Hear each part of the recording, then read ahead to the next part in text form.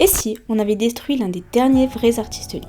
Il faisait rire toute la France. Il remplissait des zéniths. Il était respecté, décoré, invité partout. Et puis un jour, il a visé trop haut, trop fort, trop vrai. On lui a coupé le micro, on l'a viré des plateaux, on l'a banni des salles, on l'a effacé d'internet et traîné en justice. Comme si l'humour était devenu un crime. Il s'appelait Dieudonné Mbala Mbala, il faisait rire. Et un jour, on a décidé de ne plus jamais l'entendre. Voici l'histoire flippante de l'artiste le plus censuré de France. L'humoriste Dieudonné ne fera pas l'Olympia. La justice a donné raison ce soir à la direction de la salle de variété qui a décidé d'annuler les spectacles pour des raisons de sécurité publique.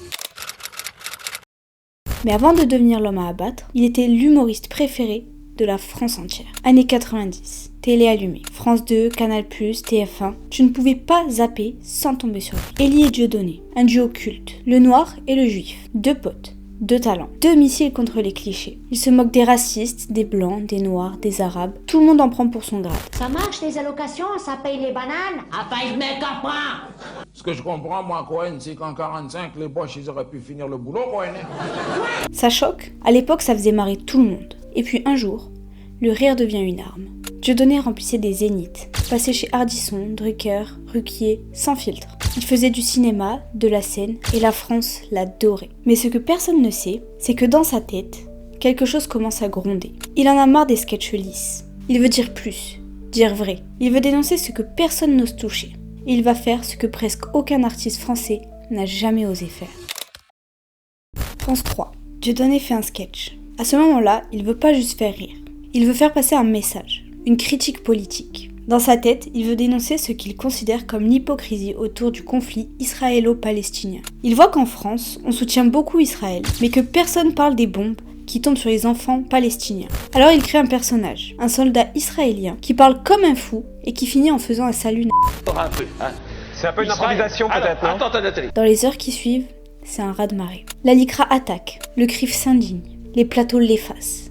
Le sketch fait le tour de la France, et Dieudonné devient un problème. Antisémitisme honteux, libération. Ce n'est plus de l'humour, RTL. Interdiction immédiate, courrier interne. Ce jour-là, il touche à un sujet intouchable. Il pensait faire rire avec de la vérité, mais on ne l'a plus vu comme l'humoriste. On l'a vu comme un danger idéologique. Dans le grand angle de ce jeudi, nous avons choisi de vous parler d'un succès tabou, un succès qui inquiète même, celui de l'humoriste Dieudonné. Les procès commencent, les amendes tombent, les accusations s'enchaînent, et peu à peu, l'humoriste devient un dossier judiciaire. Injures publiques à caractère racial, diffamation, apologie de crimes contre l'humanité. 2007, il reprend une vieille chanson pour enfants.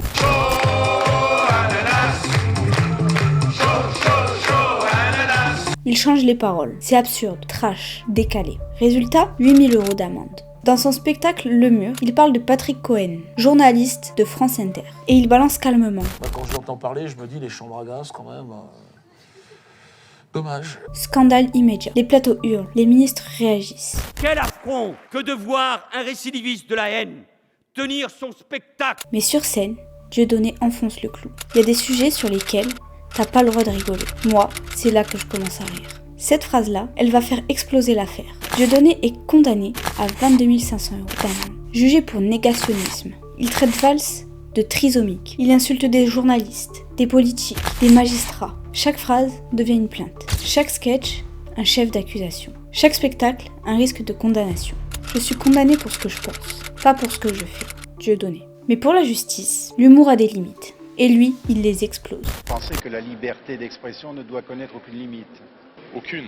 On a essayé les procès, les amendes, les condamnations, mais ça ne suffisait pas. Il jouait encore, il remplissait des salles, il faisait rire, il vendait des billets. Alors l'État a sorti l'arme la plus radicale, l'interdiction pure et simple. Monsieur Dieudonné Mbala Mbala est en plus un récidiviste sur ces sujets. Il a déjà été condamné 7 fois. Les maires ou les préfets sont aujourd'hui en capacité de saisir la justice administrative pour qu'elle puisse prononcer, le cas échéant, des interdictions de spectacle. Et derrière cette phrase, une vraie machine de guerre administrative se met en place. Strasbourg, interdit. Bordeaux, interdit. Nantes, interdit. Rennes, Poitiers, Orléans, interdit. Plus de 30 spectacles annulés en moins de 2 ans. Les préfets reçoivent des consignes. Les maires signent des arrêtés. Les salles ferment à la dernière minute. Parfois même devant les spectateurs déjà installés. Et Dieudonné, il fait appel. Il saisit les tribunaux. Parfois il gagne, Mais trop tard. Le spectacle est déjà annulé. La foule a fini par se disperser dans le calme. La décision du Conseil d'État de maintenir l'interdiction du spectacle est un revirement de jurisprudence. La République, elle a gagné ce soir. La République, elle sort renforcée. Les valeurs de notre pays sortent renforcées ce soir. Ce ne sont pas des spectacles, ce sont des meetings haineux, Manuel Valls. Le pouvoir ne voit plus un artiste, il voit un risque, un virus, une menace à neutraliser. À partir de là, Dieudonné n'est plus un humoriste interdit. Il devient un homme invisible. Je ne peux plus jouer au théâtre. Je joue dans des bus, des parkings, mais je continuerai, même dans une grotte. Et pendant que l'État interdit, lui, il crée le théâtre de la Main d'Or. Le théâtre de la Main d'Or accueille uniquement les spectacles de Dieudonné, à tel point que le lieu est considéré comme le QG de l'humoriste controversé. Il joue à huis clos, il filme tout, et ses vidéos font des millions de vues, sans aucune promo. Quand on peut plus t'interdire de monter sur scène, on t'interdit d'exister.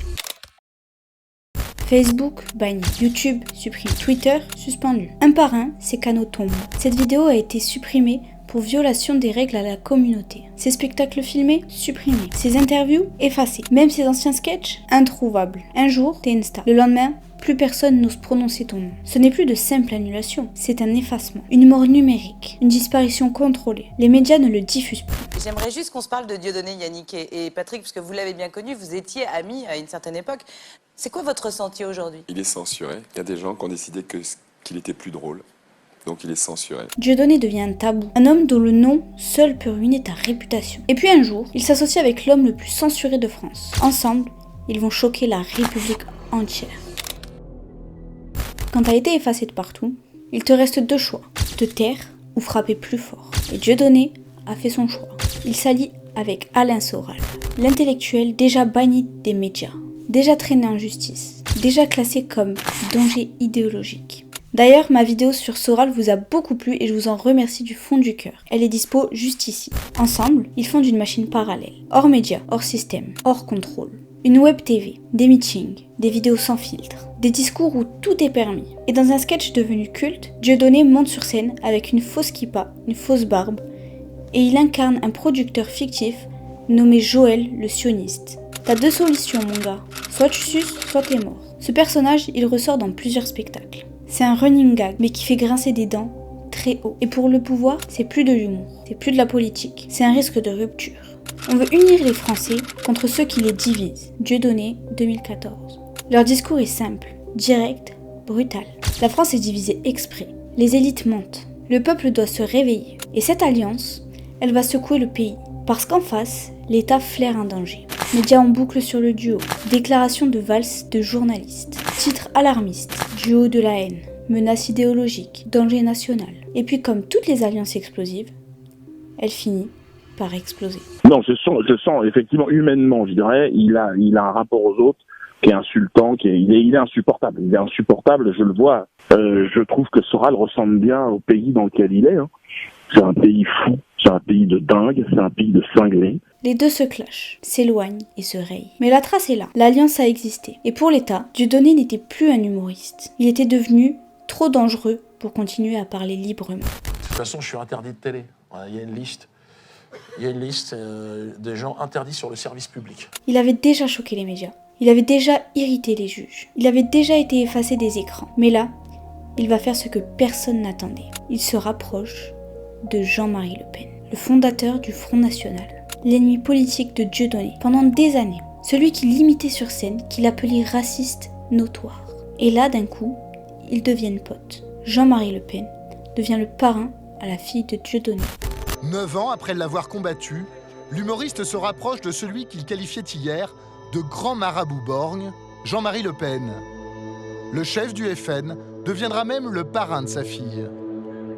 Dieudonné dit vouloir briser les clivages, montrer que le vrai danger, ce n'est plus ni la droite ni la gauche, mais ceux qui tirent les ficelles au-dessus. Et là, il va plus loin. Il part en Iran, à l'invitation du régime. Et sur place, il monte sur scène et il rend hommage à Mahmoud Ahmadinejad. Désolé pour mon accent. Les vrais dictateurs ne sont pas ceux qu'on croit. Dieudonné. Ahmadinejad, président iranien, accusé de négationnisme. Et Dieudonné le salue. Mon dernier spectacle, Mahmoud, en l'honneur de votre président, Mahmoud Ahmadinejad, qui est une voix, évidemment pour les antisémites du monde, une voix très importante. Mais ce n'est pas fini. Il rend aussi hommage à Hugo Chavez, le président vénézuélien. L'État français commence à flipper. Mediapart, Le Monde, TF1, Guardian. Dieudonné est récupéré par les puissances ennemies. Menace diplomatique intérieure. L'humoriste devenu ambassadeur toxique. Pour ses ennemis, c'est clair. Il a quitté la scène pour entrer dans une guerre. Pas avec des blagues, avec des symboles. Et désormais, il n'est plus juste surveillé, il est ciblé. Les procès s'accélèrent, les amendes s'enchaînent. La pression devient financière. Et Dieudonné s'étouffe. Quand un État ne peut plus t'interdire de parler, il t'empêche de respirer. Dès 2006, les procès tombent. 22 500 € d'amende pour avoir dit « les chambres à gaz, dommage qu'elles n'aient pas existé ». 2 mois de prison avec sursis pour avoir traité Manuel Valls de trisomique.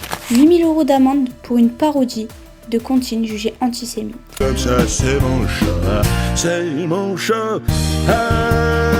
Les montants s'accumulent, une pluie de condamnations qui devient un tsunami financier. Chaque blague devient une ligne dans un jugement. Chaque sketch, un dossier de plus sur son dos. Dieudonné condamné à rembourser l'État. Le fisc réclame plus d'1 million d'euros. En 2019, il finit assigné à résidence, condamné à porter le bracelet électronique. Pour un humoriste, l'image est terrible. Ses avocats parlent d'acharnement. Et pourtant, les juges, eux, restent fermes. Ce n'est plus de l'humour, c'est de la haine déguisée. Alors qui croire? Les magistrats ou un artiste qui dit être condamné pour ses idées? 2022. Dieudonné quitte la France. Sans grande annonce, sans polémique. Juste, il s'en va. Je n'ai pas fui, j'ai trouvé la paix. Dieudonné. Mais ce calme apparent cache un exil amer. Une fuite économique, une mise à l'écart forcée. Ses comptes sont bloqués, ses revenus saisis, son image détruite. Dieudonné a été éjecté du système, rayé du showbiz, fiché par les banques, traqué par les tribunaux, alors il part. Et dans ce silence, dans ce coin de terre perdue, un homme tente encore de parler, mais plus personne ne l'écoute. Il a été une star. Aujourd'hui, c'est un fugitif culturel. Il a fait rire la France entière, mais une question reste en suspens. Il a joué au panthéon de la télé. Il remplissait des zéniths. Il faisait rire des familles entières. Et puis un jour, il a visé trop haut. Il a dérangé trop fort. Et on lui a dit « Stop ». Alors dis-moi, est-ce qu'on a censuré un haineux ou est-ce qu'on a exécuté un humoriste trop libre? Peut-on tout dire? Ou est-ce que dans ce pays, le rire a des limites? À toi de décider. Et surtout, partage cette vidéo avant qu'elle ne disparaisse. Bon, moi, je me suis amusé à être dans la provocation pendant un certain temps. Parfois, je l'ai fait avec trop d'outrance, et là, je m'en suis excusé. Aujourd'hui, je suis plus dans l'âge de la transmission. Il y a plein de jeunes humoristes, donc je suis sur scène avec